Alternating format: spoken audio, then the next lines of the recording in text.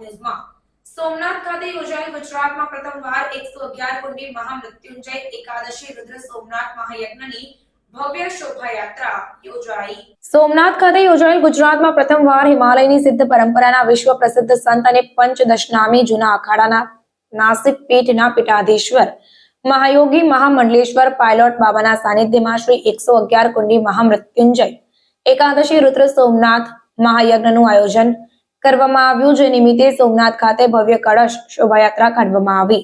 આ કળશ શોભાયાત્રામાં સવારના સમય શ્રી રામ મંદિરથી સોમનાથ મંદિર રોડ થી ચોપાટી ગ્રાઉન્ડમાં આવેલ કળશ યાત્રામાં સમગ્ર હિન્દુસ્તાન ભરમાંથી સાધુ સંતો સંન્યાસીઓ મહંતો મહામંડલેશ્વરો અને વિદેશી મહેમાનો પણ જોડાયા અને ખૂબ જ ધામધૂમથી કળશ શોભાયાત્રા કાઢવામાં આવી।